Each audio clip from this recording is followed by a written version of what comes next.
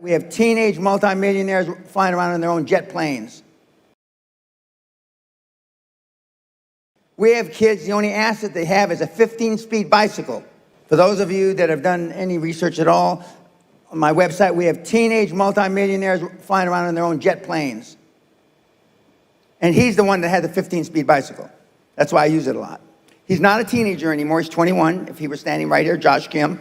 He's half Korean, half Caucasian. But the one thing that they all have in common is they're hungry. Hungry for a better life. Hungry for change. Hungry for the tough love their parents didn't give them. So is that what it needs? You have to be hungry. You need to feel the pain. Growth only comes through pain. For those that have read about being an athlete, no pain, no gain. It's the same in life. Elon Musk, Steve Jobs, Dan Pena, Ted Turner, amongst a whole bunch of others, all had one thing in common. We all slept in our office the first 5 or 10 years of our business life. Slept in our office the first 5 or 10 years of our business life.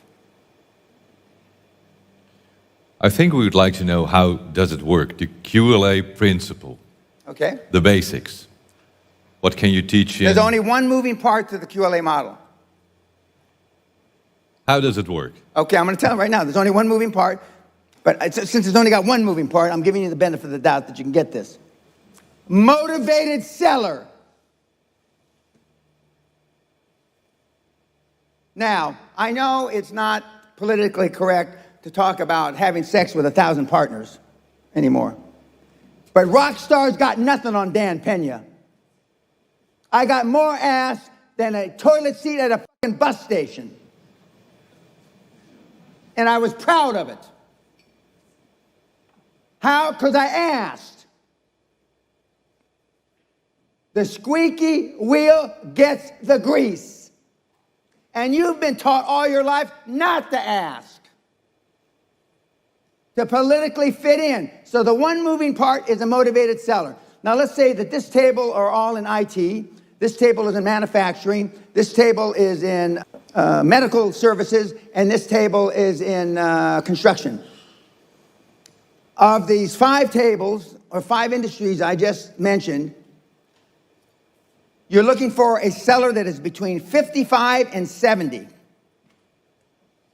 He has no line of succession, meaning he has nobody to leave the business to, because most children today don't want to have anything to do with their parents' business.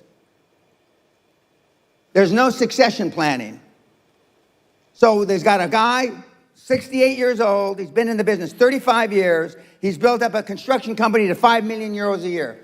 He makes let's make it even numbers, €1 million a year out of 5 million, which would be a great business, that'd be 20%. What's he gonna do when he drops dead? He's gonna drop dead, right? And who's he gonna leave the business to? The hag he calls his wife. And what is she gonna do with the business? All nothing. She's hoping she dies before him, so she doesn't have to be stuck with the business.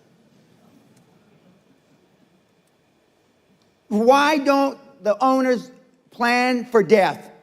Because nobody wants to talk about it. Why don't owners have a succession plan, meaning when I die, this is what's going to happen to the business? Because they don't want to talk about it. It's one of the things you don't talk about. It's the only thing I talk about. Okay, so you got a motivated seller. He's got a construction company, 5 million euros a year revenue, total revenue. He makes 1 million after tax. That is your prospect. That is the person you call on. And on the site, we show you how to call on these people, how to find them. How to find them. And 7 or 8 times out of 10, you can finance the entire transaction with no equity. You can finance the entire transaction with commercial debt, or as you say in this country, DEP. Commercial debt. Meaning you don't have to have any money. Now, Nyarota, which I had the privilege of teaching at back in the 90s. Erasmus, which I had the privilege of teaching at back in the 90s.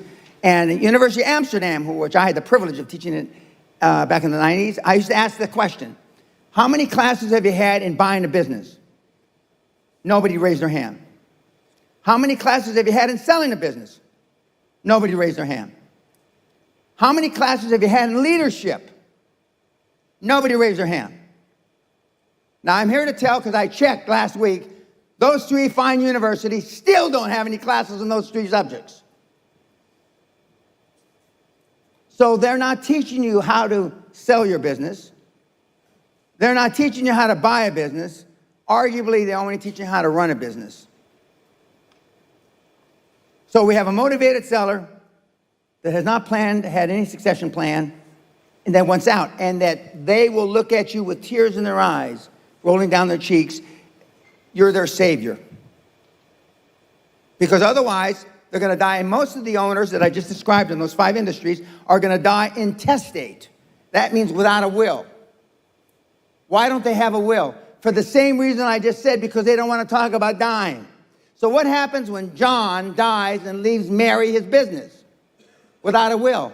It goes into probate, or whatever the equivalent there is in this country, which means it's in limbo. And it's going to be there between 6 and 36 months. But you step in like a knight on a white charging horse to save them. And that's the methodology we use. And this methodology has been around about 140 years. And the first person to think of this, and it wasn't Dan Pena, Andrew Carnegie, the wee Scot, arguably the first really wealthy guy on the planet, who happens to coincidentally come from right down the road from where I live in Scotland.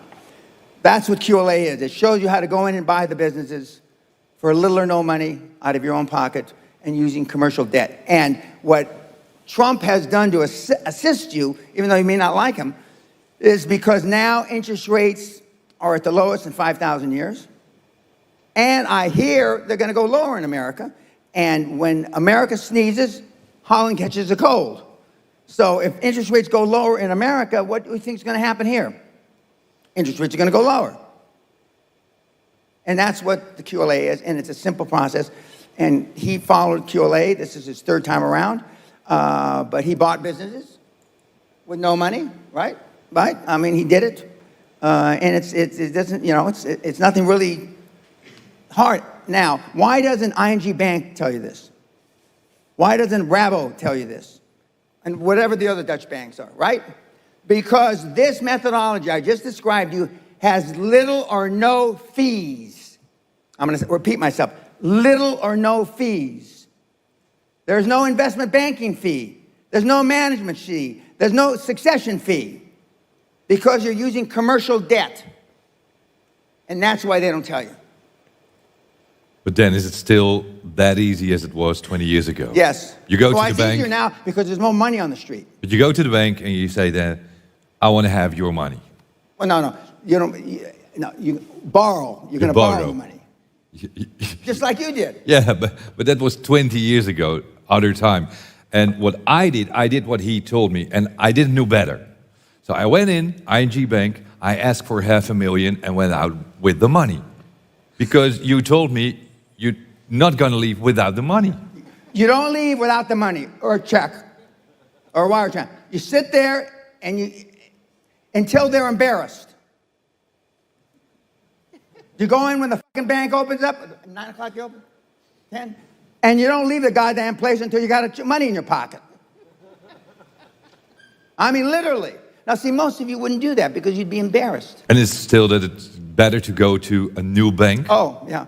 A new office? When a new ING branch opens up in wherever, okay, there's 3 things that you know for sure. Number 1, they've done a lot of marketing surveys that they need a branch there. Number 2, the bank branch has a lot of money, ING Bank. And number 3, they have no customers. That new branch does not have one customer when it opens up the first day on a Monday morning. Except for you, because you're going to be the first one in the door. I used to go around in my limousine. I'd go from branch to branch to branch. Boss, wake up, we're here. And I mean, I go through the same bullshit, the same pitch, which are all on my site free. And I wouldn't leave without it. And we give you a script. What is your legal lending limit? What's your personal lending limit? The bank officer. You probably don't even know, if you've ever dealt with a bank, what the legal lending limit of the bank is. You probably don't even know what the banker's legal lending limit. And the banker will say, well, I can sign for $50,000. You personally can sign for $50,000. What a lucky day for the two of us. All I need is $49,500. What a lucky day. And we have kids doing this in the Netherlands today. So even since all the rules in the financial system has changed, you say it's still easy. And the reason why it's easier, because from 20 years ago, there's probably 100 times more cash trying to get out of the bank doors into our pockets now than when you did it 20 years ago. For every dollar, for every euro you put in a bank, they lend out between 20 and 40 euros for every euro you put in, depending on the structure, depending on the balance sheet of the bank. So for every 1,000 euros you deposit, they can lend out between 20,000 and 40,000 euros. And when I was here teaching in the late 90s, I had a speech. It was called Holland is Not Heaven. And I was a member of the Amstel Club. I'm getting up and making a speech, and Mr. Heineken stood up and said, Mr. Peña, I don't mean to be rude or interrupt you, but could you speak about something else? And I said, well, Mr. Heineken, but why? He says, we all know that, but the Dutch don't like to face up to the truth. Can we talk about something else that's happier for us? And so then the then chairman of ING Bank stood up and said, well, Mr. Peña, let's talk about prostitution. We all understand that. And so, and I didn't know much about prostitution, at least the way it is legalized here. And so I talked to another 10 or 15 minutes, and then we retired to the bar and we had drinks. But now the difference is there's so much more money. And from when you did it, the interest rates are probably 1/5 as high as they were when you took the money from the bank. Why commercial debt and no private equity or venture capital? Because when you take private equity and venture capital, they're going to want the lion's share of the ownership of the business. The famous story is when Steve Jobs and Wozniak started Apple, they got an investment of $91,000 from a guy named Marcellus. He took 1/3 of the equity, and Wozniak and Jobs took 1/3 each. Now, that $90,000, they take 90% and leave 10% to the founders or the owners. But it's too easy. It's too easy. And when you know that the banks, 75% of all bank loans on the planet are made the last 90 days of the calendar year. I'm going to say it again. 75% of all bank loans made in the world are made the last 90 days of the year. Why?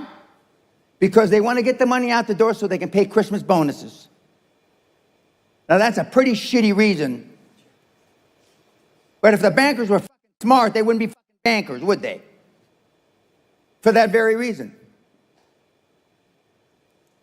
So back to the beginning. You find a motivated seller. Amen. Or more. Is everyone motivated? Because No. sometimes you want to buy another business.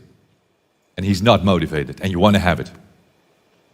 Well, then you can do a joint venture. A joint venture by accounting standards is a 50-50. Joint ventures are not 80-20 or 70-30, they're 50-50. Because he may not be motivated today, but let's say he's only 57 and he wants to retire when he's 65.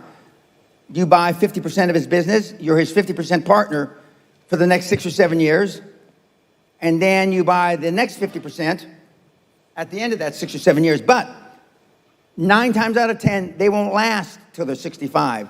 When they see that they've turned over the reins, so to speak, and they've turned over the leadership, and they've turned over the controls, and you really know what you're doing, then they'll probably last 2 or 3 years and they'll run out. But nobody wants to, well, unless you're having sex, nobody wants to die in the saddle. I mean, you don't. You want to die and go to where you live in the sun and sail your boat around. And so it's not that hard. But they're not going to call you. So if you're waiting for the motivated sellers to knock on your door, which most of you will, not just this group, any group I speak before, you know, they're not going to knock on your door. Just that doesn't happen.